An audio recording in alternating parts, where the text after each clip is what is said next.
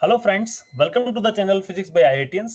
आज की वीडियो में हम कुछ डिस्कस करेंगे एप्टीट्यूड के क्वेश्चंस जो आपको आने वाले एग्जाम्स में काफी हेल्पफुल होने वाले हैं। तो स्टार्ट करते हैं ये वीडियो। सबसे पहला क्वेश्चन है, इसमें आपको दे रखा है a cube of side 3 centimetre is melted and small cubes of side 1 centimetre each are formed. एक क्यूब है, क्यूब आप जानते हैं ऐसा एक शेप जिसकी तीनों साइड लेंथ, ब्रीथ और हाइट बराबर होती हैं, उसको हम क्यूब कहते हैं। जैसे कि आप डाइस कह सकते हैं। डाइस हम जो देखते हैं जिसमें 1 से लेकर 6 तक नंबर्स आते हैं, तो ये एक हमारा क्यूब है। इसकी ओरिजिनल साइड हमें 3 सेंटीमीटर दे रखी थी और हमने क्या किया, इस क्यूब को मेल्ट करके छोटे छोटे क्यूब्स बनाए। एक छोटा क्यूब है। अब इसकी जो साइड है वो आपकी 1 सेंटीमीटर दे रखी है। तो आपसे पूछा गया है कि इस 3 सेंटीमीटर साइड वाले क्यूब से अगर हम एक छोटे छोटे क्यूब्स बनाएंगे तो ऐसे कितने क्यूब्स हम बना सकते हैं। अब ऐसे क्वेश्चंस को सॉल्व करने के लिए आपको क्या देखना है कि क्या क्वांटिटी इन दोनों में फिक्स रहेगी। तो बेसिकली अगर हम यहाँ पे वॉल्यूम की बात करें और यहाँ पे वॉल्यूम की बात करें तो वॉल्यूम फिक्स होना चाहिए। एक मटेरियल था जिसका जितना मास था, जितना वेट था, वो सब कंजर्व रहना चाहिए। तो यहाँ पे जो इसका वॉल्यूम है वो आप लिख सकते हैं, वॉल्यूम ऑफ द क्यूब होता है साइड का स्क्वायर, तो 3 क्यूब। सिमिलरली यहाँ पे अगर हम वॉल्यूम की बात करेंगे तो यहाँ पे वॉल्यूम हो जाएगा 1 का होल क्यूब। और टोटल नंबर ऑफ, अगर क्यूब हम n लिखते हैं तो n इंटू 1 का cube should be equal to 3 का क्यूब, ओरिजिनल वॉल्यूम के बराबर होना चाहिए। तो यहाँ से आप लिख सकते हैं कि जो टोटल नंबर ऑफ क्यूब बनने वाले हैं तो 3 का क्यूब दैट इज 27 आंसर आएगा। तो इसका आंसर होगा बी। फ्रेंड्स, हमारी एक टेस्ट सीरीज चल रही है जिसको ज्वाइन कर सकते हैं आप डिस्क्रिप्शन में दी गई पेमेंट लिंक पे क्लिक करके और रजिस्ट्रेशन लिंक पे, जहां पे आपको सारे टेस्ट अवेलेबल होंगे। इसमें फुल लेंथ टेस्ट है, सब्जेक्टिव टेस्ट है, ये आपको काफी हेल्पफुल होंगे आने वाले एग्जाम्स में। ओके, नेक्स्ट क्वेश्चन में आपको दे रखा है कि x प्लस 1/x की जो वैल्यू है वो 3 है और x to the power 8 plus 1 upon x to the power 8 की वैल्यू क्या होगी, ये आपसे पूछा गया है।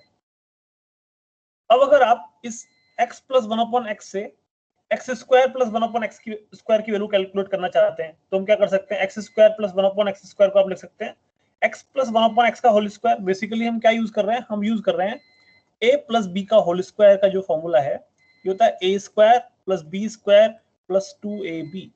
तो उसी फॉर्मूले को यूज करके हम लिख रहे हैं x प्लस 1 अपॉन एक्स का होल स्क्वायर। तो इसमें आएगा X square plus 1 upon X का whole square minus 2 times x into 1 upon X, क्योंकि आपका ये x से x कैंसिल हो जाएगा तो यहाँ पे 2 बचेगा। ये जो x प्लस 1 अपॉन एक्स है इसकी वैल्यू हमें 3 दे रखी है और यहाँ से हम लिख सकते हैं 3 का स्क्वायर 9 माइनस 2 दैट इज 7। तो x square plus 1 upon x square की वैल्यू आपके पास 7 आ जाएगी। उसी प्रोसीजर को फॉलो करते हुए आप x to the power 4 plus 1 upon x to the power 4 की वैल्यू कैलकुलेट कर सकते हैं। ये हो जाएगा 7 का square minus 2 that is 47। And same procedure x to the power 8 plus 1 upon x to the power 8 जो आपसे पूछा गया है, ये हो जाएगा x to the power 4 plus 1 upon x to the power 4 का whole square minus 2 times of x to the power 4 into 1 upon x to the power 4। तो यहाँ से इसकी वैल्यू आपको पता है 47 का स्क्वायर माइनस 2। इसको सिंप्लीफाई करेंगे तो आपको आंसर मिलेगा 2207। तो इसका आंसर होगा ऑप्शन बी। नेक्स्ट क्वेश्चन देखिए, 2 centimetre of rain has fallen on a square kilometre of land.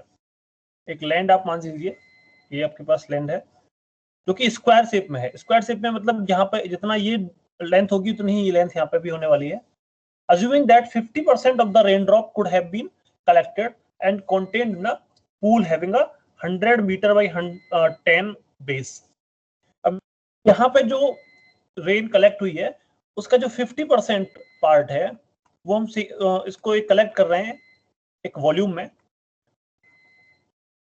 Volume जिसकी साइड्स आपको दे रखी हैं 100 metre by 10 metre base, means length उसकी 100 मीटर होगी, इधर साइड में 100 मीटर होगा और जो बेस है उसका, बेस की जो विड्थ है वो 10 मीटर होगी।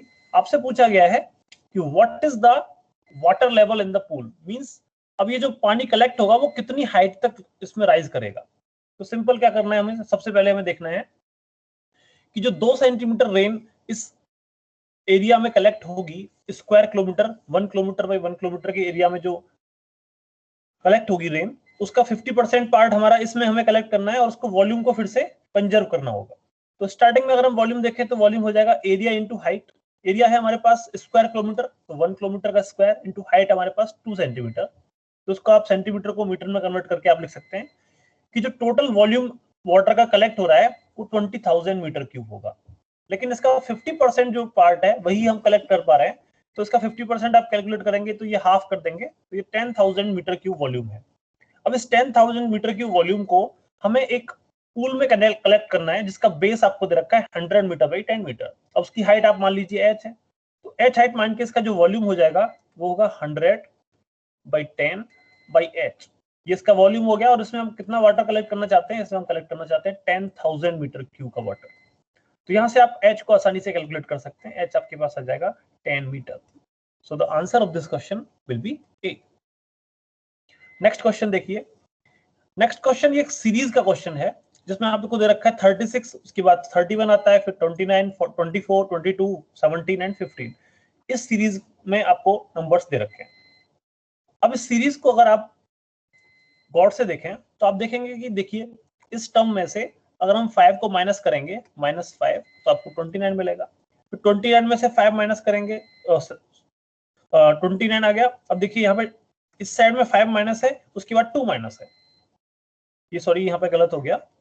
हम क्या करें, 36 है यहाँ पे 31 है, फिर 29 है आपके पास, 24 है, 22 है, 17 है और 15 है। तो 36 में से 5 माइनस किया तो आपको 31 मिला, 31 में से आपने -2 किया तो 29 मिला, फिर से 5 माइनस किया, फिर से 2 माइनस किया। इस तरीके से ये सीरीज ऑल्टरनेटिवली 5 और 2 को सब्ट्रैक्ट करते जा रहे हैं। तो इसका मतलब यहाँ पे देखिए 17 में से 2 माइनस किया तो आपको 15 मिला, और 15 में से जब आप 5 माइनस करोगे तो आपको क्या मिलना चाहिए, 10 मिलना चाहिए। फिर उसके बाद आपको क्या माइनस करना है, 2 माइनस करना है, तो आपको 8 मिलना चाहिए। तो आपका आंसर आएगा 10 एंड 8, उसका आंसर हो जाएगा डी। नेक्स्ट क्वेश्चन देखिए, इसमें पूछा गया है which of the following diagrams indicates the best relation between author, lawyer and singer. अगर आप इनको गौर से देखें तो ऑथर कुछ बुक्स लिखते हैं, लॉयर्स जो लॉ के काम करते हैं, जो कोर्ट वगैरह में काम करते हैं, सिंगर जो गाना गाते हैं। अब ये तीनों जो प्रोफेशंस हैं वो एक दूसरे से बिल्कुल अलग अलग है, भिन्न भिन्न है। अब सारे प्रोफेशंस अगर अलग हैं तो इनको आप एक कलेक्ट करके किसी एक ग्रुप में नहीं रख सकते, तो इसलिए ये तीनों इंडिपेंडेंटली अलग अलग सर्कल्स दिखेंगे। एक ऑथर का सर्कल होगा, एक लॉयर का सर्कल होगा और एक सिंगर का सर्कल होगा। तो इस तरीके से हम इसको रिप्रेजेंट कर सकते हैं, तो इसका आंसर हो जाएगा बी। तो इस वीडियो में इतना ही था। अगर आपको ये वीडियो अच्छा लगा है तो इसको लाइक कीजिए, इसको शेयर कीजिए और हमारे चैनल को सब्सक्राइब कीजिए। अगर आप हमारी टेस्ट सीरीज ज्वाइन करना चाहते हैं तो आप डिस्क्रिप्शन में दी गई इस लिंक पे जाके क्लिक कर सकते हैं। Thank you.